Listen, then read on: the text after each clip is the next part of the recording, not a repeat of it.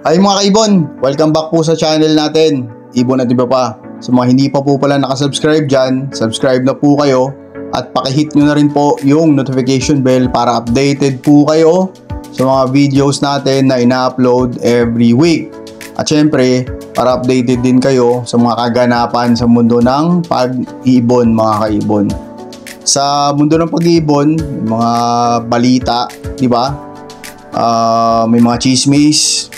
Hindi ko alam kung alam nyo, pero hindi na natin itatopic yon kasi medyo nagkaayos naman na. Kaya off topic na, hindi na natin i-discuss or hindi na natin papakailaman yun mga kaibon.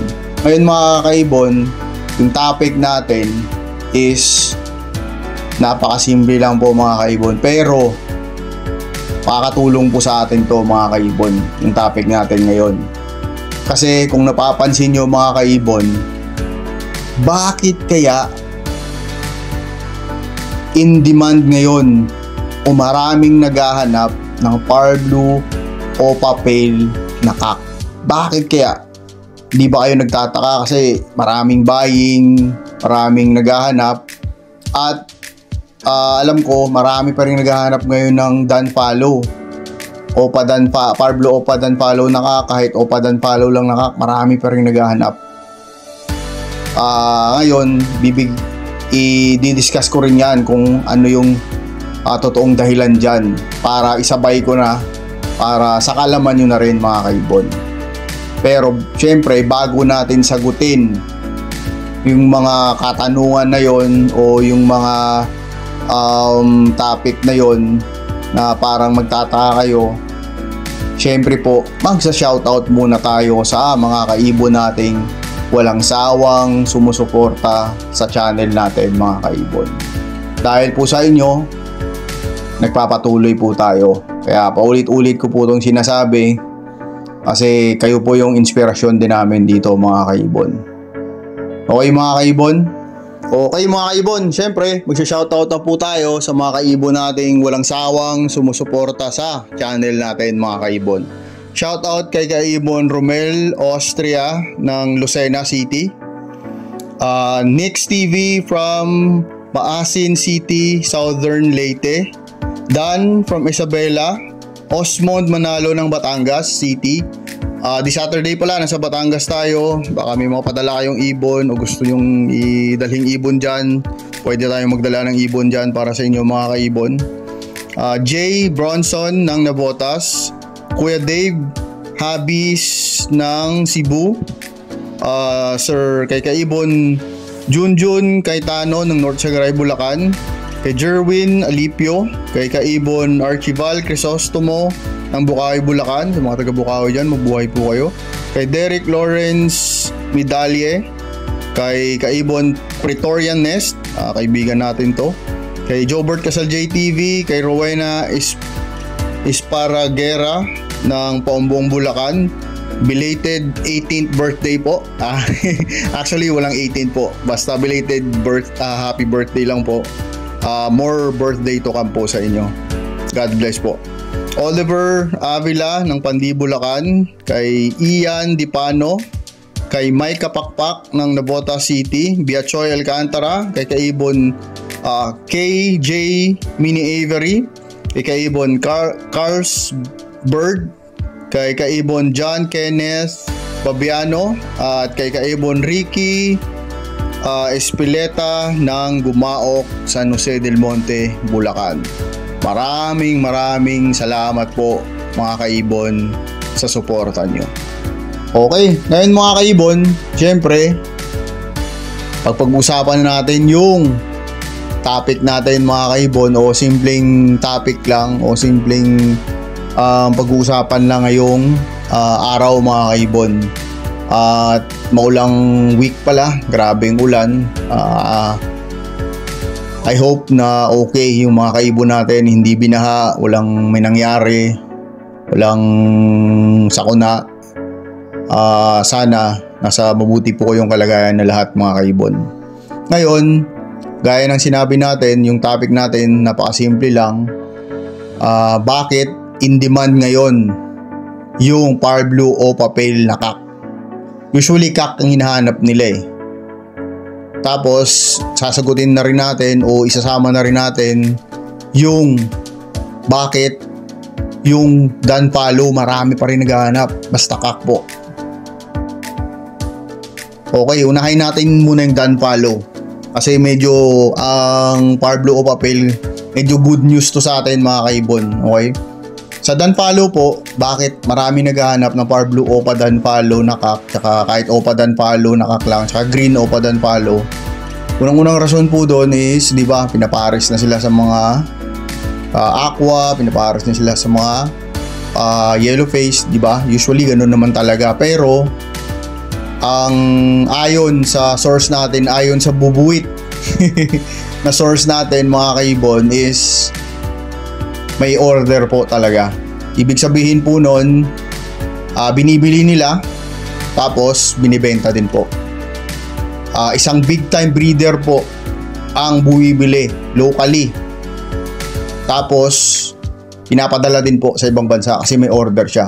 Kasi kilala po siya sa larangan ng pag pinag-uusapan yung done follow mga kaibon. Siyempre, pag galing na sa kanya, may leg ban niya na, iba na ang presyuhan ng done follow po. Medyo mataas na talaga.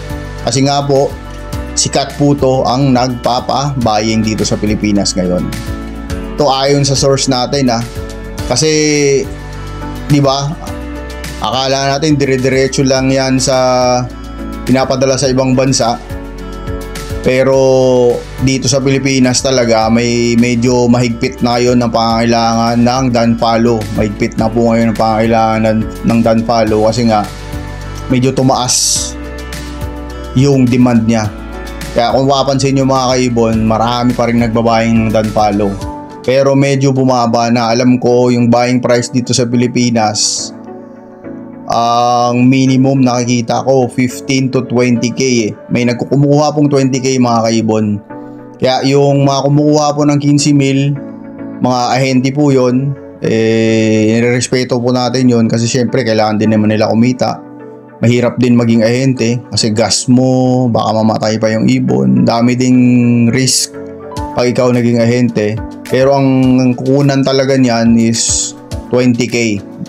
20k up para siguro yan.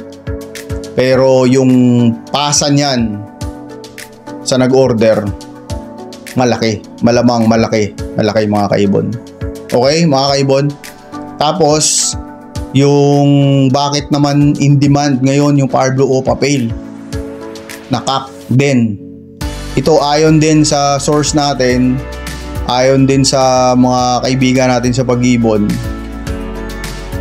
Dahil may bagong bansa po na nagsisimula pa lang. Sa bansa nila, nagsisimula pa lang mag-breed ng Power Blue o Papel. Kaya sabi ko nga, yung mundo ng pag-iibon, minsan hindi mo pipredict eh. Kasi minsan katulad niyan, 'di ba? Halos honestly, nag-stop na tayo mag-breed ng mga Power Blue o Papel eh. Ginawa na nating yaya sa mga ibon natin. Pero kita nyo na biglang biglang may naghanap ng Power Blue o Papel. Kasi may bansa na sila nag-uumpisa pa lang sa ganong mutation. At ang bansa na yan is, may hula ba kayo mga kaibon? Ang bansa na po na tinutukoy natin is yung bansang Bangladesh. Tama po yung narinig nyo, Bangladesh po. Ibig sabihin yung Bangladesh ngayon naghahanap ng ganong mutation dito sa Pilipinas kasi alam nila marami pang ibon na ganon dito sa Pilipinas, dito sa atin. Kasi alam ko kung sa Indo sila maghahanap, sa Indo medyo mga high mute na talaga doon mga kaibon, matataas na ang uri. Ngayon nasa Dome Jade na ata sila mga kaibon.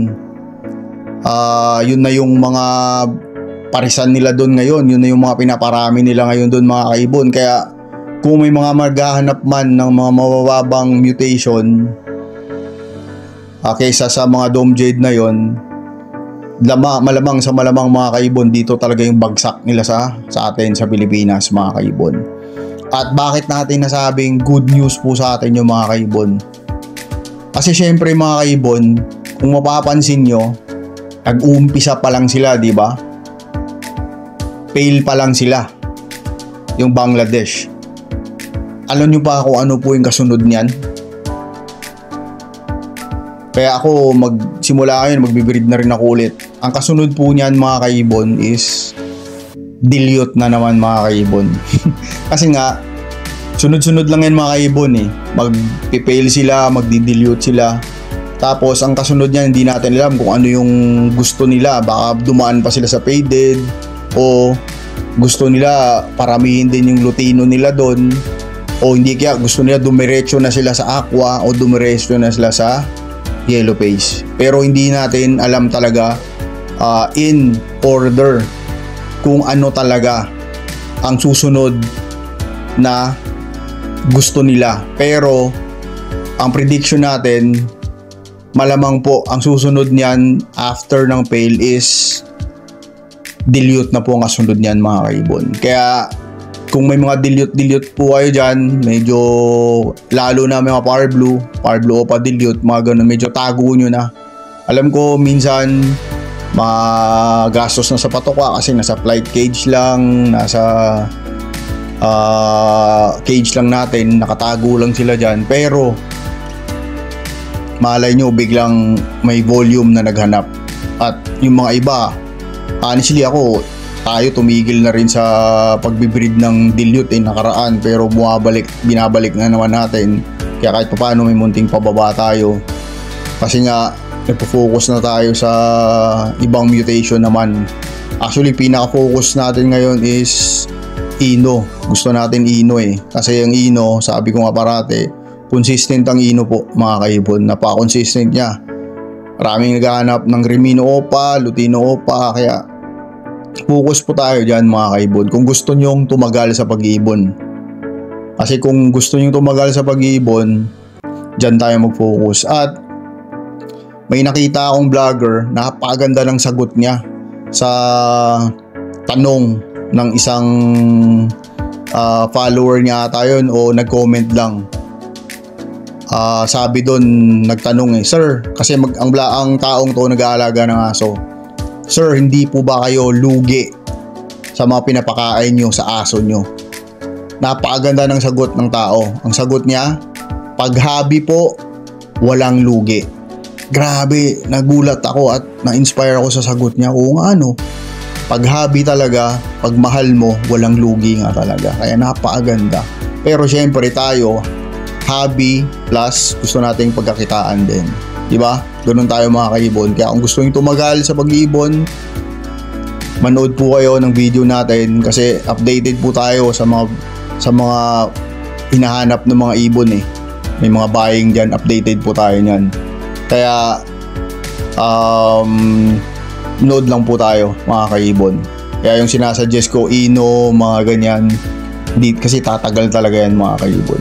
Okay mga kaibon, at kung nagustuhan nyo ang video na to at kung may mga input po kayo sa mga susunod na ipapag-usapan natin, just comment down below mga kaibon para pag-usapan po natin, para po ma-discuss natin, para sabi nga ng napapanood ko rin, sharing is caring.